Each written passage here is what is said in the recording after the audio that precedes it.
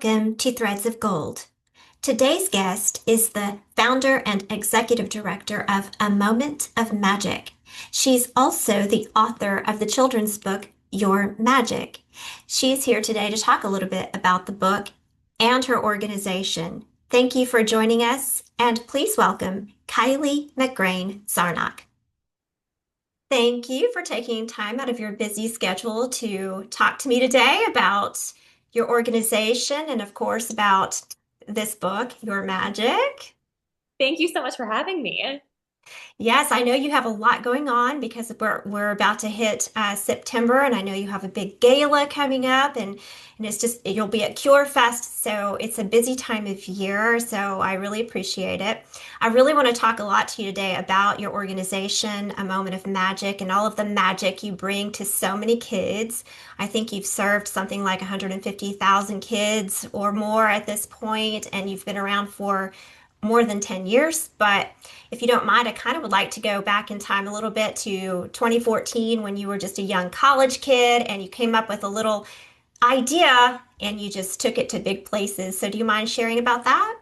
Sure, absolutely. It's one of my favorite things to talk about. So, when I was in high school, I spent a lot of time at the hospital, and that's because my grandparents became pretty sick with different complications. My grandmother had chronic illness most of her life, and my grandfather had a traumatic life event, which left them both hospitalized and separated. And I'm the oldest of three girls, and my mom and my dad really became their primary caregivers. So we spent a lot of time at the hospital. And I remember being 15, 16, 17 years old. And suddenly we were spending our holidays there and our weekends there and all big family life events.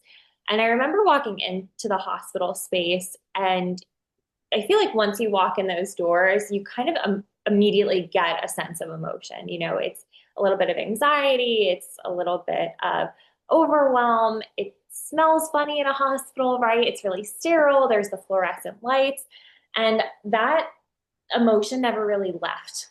And when I was thinking about that, I kept going to visit my grandparents, and the longer they were hospitalized, the less they felt like them. And I really was trying to figure out a way to make them feel like them again. So, I started doing all these little crazy things. I probably was the biggest menace to the healthcare staff. So, in retrospect, I apologize, but it probably was for good cause. But, I would sneak in their favorite foods and I would decorate for the holidays. Like I'd bring in a full size Christmas tree and jingle bells and the whole nine yards. And then for any major life event, which in high school, it's your formal and your prom and graduation, I couldn't go to that event without going to see my grandparents. So that meant spending a lot of time in the hospital in a prom gown. My grandparents are what I like to say were the real life Notebook story. They were married for 65 years on Valentine's Day. Oh, And they passed away within 2 weeks of each other my freshman year of college. And I think, like so many people that are going through grief, you're kind of trying to figure out what to do with all of those emotions. My grandparents were always public servants, and I just kept thinking how, despite all of the really hard things that they had gone through in the hospital, we still found ways to find joy and to laugh. So I kept thinking about those crazy outfits and those sparkly dresses, and I thought, how special would it be if we can create those experiences for the kids that need them most, on the flip side of that need. So I was talking to my mom, and she thought it was a great idea, and we got this Elsa dress, and I went to my first children's hospital, and my life changed forever. yeah, that's so special. And this was, of course, long before COVID, which I kind of want to chat with you about that too, if I remember in a minute. But yeah, I mean, it's just like a sparked idea. And what I love about you is I've always hated the expression, it's the thought that counts. I don't agree with that. I think it's the action that counts because you had this great thought, this great idea, but you didn't just sit there and think about it. You just went and did it. So did you call the hospital and arrange for that, or did you just show up as Elsa? So I called so many hospitals, and I think I figured out how to get my word count per minute so astronomically high because I had to try to get my idea out before they transferred me or were like, I don't understand what you're doing. But I was cold calling hospitals left and right. And finally, one hospital took a chance on me. And I went to Cohen's Children's Hospital in Long Island. And I just asked them, is there a way that we could take photographs or take videos? That way I could show other hospitals what we were doing. Because at the time, if you looked up on Google, princesses visiting hospitals, it was Princess Kate. Like they wasn't princesses visiting children's hospitals. So it seems like such a simple idea, but it really wasn't being done in this way. And I think, it's not always the best way to run a business, but sometimes it's like you just got to go for the idea and build the plane while it's in the air. Yeah, and I'm sure you had no idea at the time that this was going to become what it is today, which is a national organization with volunteers all around the country. And yeah, you were just a young lady thinking, I want to do something special. You just had this, I like to call it a heart of gold, and you went and did something. And at the time, I'm sure you couldn't have imagined. But now it was just you in the beginning, or did you have any friends with you? I worked with my college roommate, and I was very lucky. This is always something that's really shocking to people, but I'm not the biggest Disney person. Like, I like Disney, but she loved Disney and knew everything about Disney. So that was really helpful. But I texted my roommate at the time and was like, would you do this with me? Would you be the Anna to my Elsa? So that worked out really well. And yeah, like you said, I never did it to be a business. I did it to give back and like spend time volunteering. But I left that first hospital that day. And, I think walking out of this space, I saw it's a 202 bed hospital. So it's pretty big. And I just saw how much of a need there was and how much of a difference it made. And I like to say I walked out knowing two things. Like, one, this is all I wanted to do and all I was going to talk about. And two, I didn't want to do it alone. I wanted to get as many people involved with me as possible because I knew as a volunteer, I felt a seismic shift. And if other people could experience that, that could be really special. Yeah, I like how you use the word need. You saw this as a need because, it's an interesting world we live in, seeing children who are sick. There are two parts of the need. One is we need funding to cure their diseases so they don't have to be in the hospital at all. But on the other side, we also need these kinds of programs that you do at a moment of magic. Some people don't realize that that's a need, but that's almost as much of a need to me as the research side of things because of the mental health crisis that so many of them are in, and the way it lifts their spirits. When I was 7 years old in 1977, my little brother was going through cancer treatments, and back then there was just nothing. They didn't have wish granting organizations. They didn't have all of these really amazing programs like we have today. And so to me, this is part of what progress looks like. It looks like organizations like yours who understand that there's more to just needing the physical healing. We need mental and emotional support too. So kind of how fast forward a little bit, a moment of magic took off and it became your actual career. Yeah. So what was your major? I double majored in English and communication, so not necessarily the most straightforward path. But I think one of the really unique things about the school that I went to was it was really small. So it was about 1,600 undergrad. So you could not miss a girl walking in head to toe princess costume. So my professors really saw what I was doing and they took an interest to it. So I was able to add a minor in business and I took a lot of independent studies and they helped me write business plans and training programs.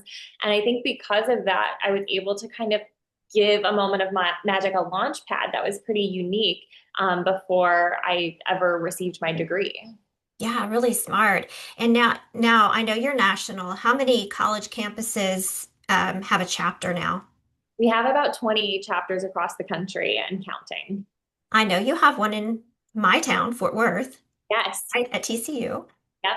Yeah. Yep. At TCU and one not too far away at Baylor too. Oh, that's right. I forgot you have one at Baylor too. These are two big universities also.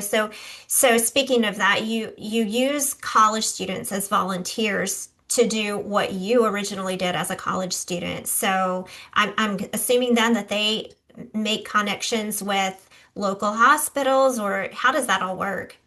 Yeah, so I have a very small but very mighty team. I would like to use the word gritty, but I have a very small national team that are all programming focused. So they really help manage the relationships with the hospitals, which is really, really helpful because, making sure that they have a point of contact with us and we have a point of contact with them because there is so much turnover at the college level because they're only there for a few years. But then we provide the training to the college students on how to interact with the hospitals. So knowing everything that they need to do in terms of professionalism, right? This is sometimes the first time that they're in a leadership position, but also interacting with families. We are really specific and really intense on our training because we want every interaction to be as high quality as possible. So we have a national team that oversees all of our programs, and then we train our chapters to provide that localized programming. Good. Yeah. It's not just get dressed up and go to the hospital. There's way more to it. But also, in addition to those hospital visits that those college students are doing, A Moment of Magic has many different programs, and I know a lot of that revolves around mental health. Do you mind chatting a little bit about that? Sure. We have a program that I'm so proud of. It's called Express Create Heal. And in order to talk about the program, I like talking about the origin story. So I had a chapter president. I have to say it this way or she gets upset. It's called The Ohio State University. But she was the chapter president there. And I was talking to her about her experience as the chapter president. She helped interact with a lot of our families at the national level. And we were going through COVID, and I was getting her feedback on what we as an organization can be doing better. And she provides really unique perspective because she's also a pediatric brain tumor survivor. So she was diagnosed when she was a teenager, and now she's a second year medical student. She just provides such a wealth of knowledge and a really unique perspective. And something that she talked about was, at face value, it looks like a princess is going into a hospital and what a sweet, cute thing you're doing. But I also noticed sometimes that's when these kids are feeling comfortable enough to express, I'm really upset that I lost my hair, or I feel lonely that I can't see my friends all the time, or I worry about my sibling because I know they don't get to see mom and dad, or, our parents as much as I do. And these volunteers really became a conduit for kids to express their emotions. So when we took a step back and zoomed out, we realized that it's really simple, but learning and playing, that's a kid's language. That's how they're experiencing the world around them. So we decided to develop this program called Express Create Heal that takes that one step further. So we worked with a mental and medical advisory committee of child life specialists and therapists and pediatric cancer survivors and families themselves to say, what challenges are you experiencing? And how can we craft a program that uses play to teach kids about these emotions and challenges and then gives them the tools that they need to have the resilience to go through those emotions and challenges and to ask for help when they need it. One of my favorite examples that we use is for our group that is 6 and under. If you're experiencing anxiety, you can be really overwhelmed. Someone might say, take some deep breaths. But if you're 3 years old, that might not connect for you.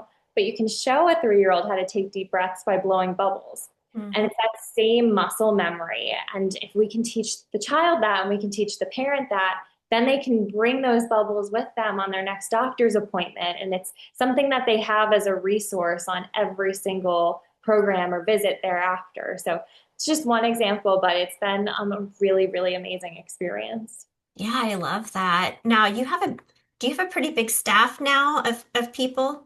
We are tiny. So I am the only full-time employee. I have about 5 part-time employees, but when I say part-time, they are like 8 hours or less, and they are all program facing. And we have over 1,000 volunteers. So we are managing a lot of people, and they really help keep everything very, very organized. Yeah, yeah, you have a lot of work.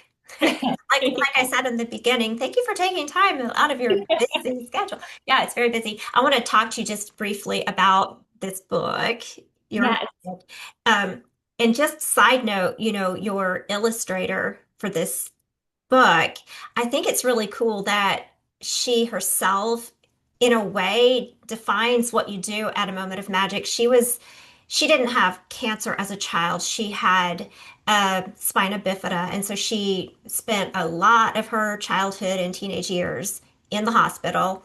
And she found art through that time because she, laying there in the hospital bed, unable to do anything, and she discovered that she was good at art and she used it as therapy. So I think it's kind of cool that, she was the illustrator of your children's book. She was only 19 when she did all of the artwork, and it's so incredibly beautiful. But talk to me a little bit about your magic and how that's really affected your mission. Yeah, so we, use these really popular characters that are part of folklore and part of traditional media, and that's been really amazing, and we love to do that. But we also noticed that there is a little bit of a gap in the type of characters that are always portrayed, and whether that was, hearing from our volunteers and saying, I don't see a character that looks like me, or hearing from the kids themselves and saying, I want a princess that is affected by cancer. I want to see a superhero that's in a wheelchair. I want someone that looks like me or deals with what I deal with. And that's something that our team really took to heart, because I think something that's really special about our team is that they are all people that have a similar lived experience with the community that we're serving. So the kids that we are serving, those are the people now on our team. So they really get it and they feel really passionate about that. So we worked hands on with our volunteers and with the kids that we serve to dream up about 30 original characters and put together this story. And the story isn't about one person, the story is about the reader. And the whole idea of your magic is no matter what it is that makes you different or unique, or something that makes you you, that's what makes you special. And that's your magic. And that's what should be celebrated. And we wanted the book to be colorful and vibrant and showcase all of these diverse characters because that's who we're serving. So Estella was such a dream to work with because she just got it from the beginning. And she worked really hands on with our team to help us bring that to life and like breathe life into that story. Yeah, yeah, she did. Well, but the whole concept of the book is kind of cool too, because like you said, it's for all of us. And it doesn't matter if you're a little child or a grown up. We all have our little magic within. So I have a question that's sort of just about writing and about marketing a book. Um, Sometimes it's challenging in this world because there are millions of books on the market. So it's hard to convince somebody, buy one of our books, but you're pretty good at marketing your book. It's been out for a couple of years and you've recognized what I wish everybody would recognize, that it's not going anywhere. So you can go through different periods of promotion, like promote around different holidays or events or whatever. So what are some pieces of advice you would give to somebody who's new to publishing a children's book about how to market it?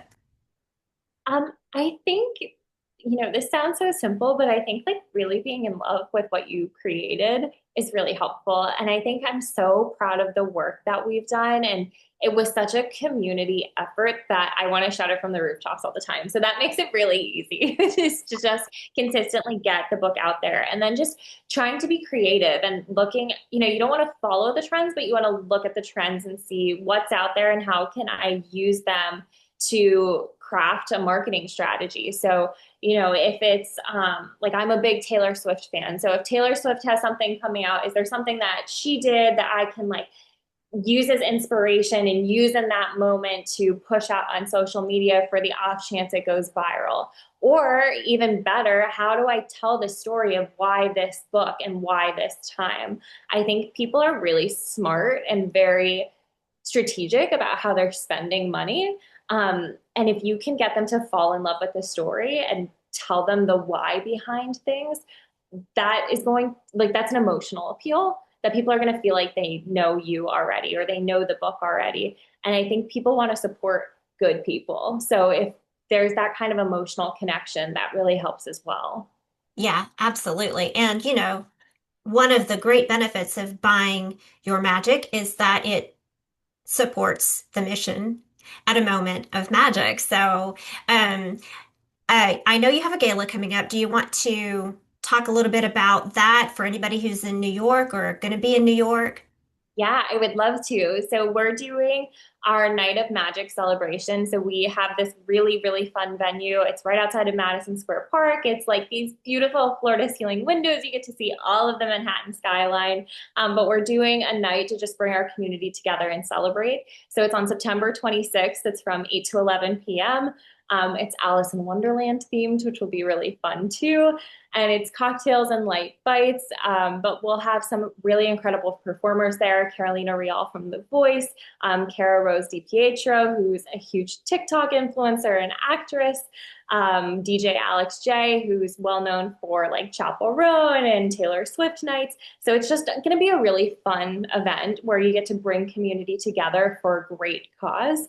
So if you want to learn more about our organization or you want to put your dollar in a place where you feel good about it, this is definitely a night to do that. Yes. So for anybody who is listening in, go to a momentofmagic.org. And Yep. if you're watching this on YouTube, I'll have that link up on the screen too. But otherwise, a momentofmagic.org, that's really easy to remember. So go visit that. And even if you're not in the New York area and you want to support this mission, please do. Now you'll be at Cure Fest in a few weeks. Yes.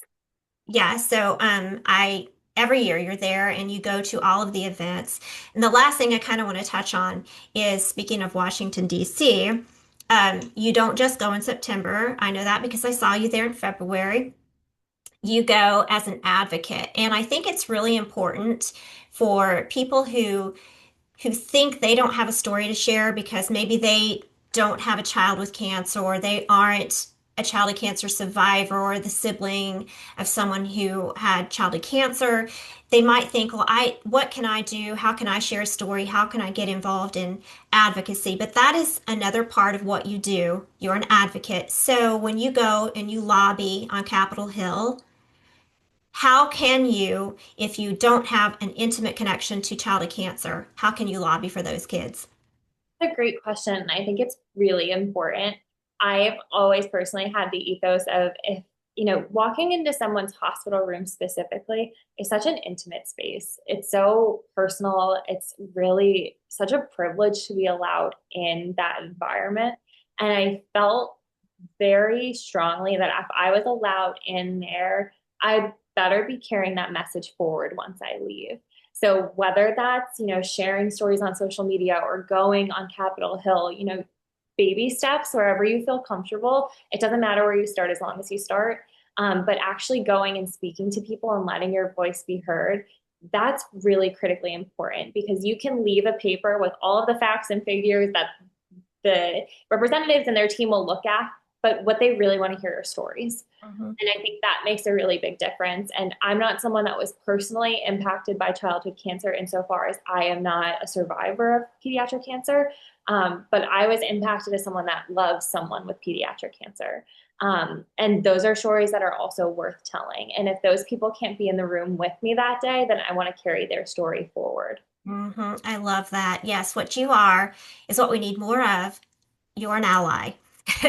And I always say to people, all of us can be allies. You don't have to have a personal experience with it. Although now you definitely have more than one personal experience with childhood cancer after all these years of doing a moment of magic. But thank you so much for taking time to talk to me today. For anyone who's listening, please go buy this book, Your Magic, and find some magic within, or go support a moment of magic. And y'all have a great day. Thank you again to Kylie McGrain Sarnak for joining us today. You can learn more about the incredible mission of her organization by visiting amomentofmagic.org. Thank you all for tuning in today and have a great day.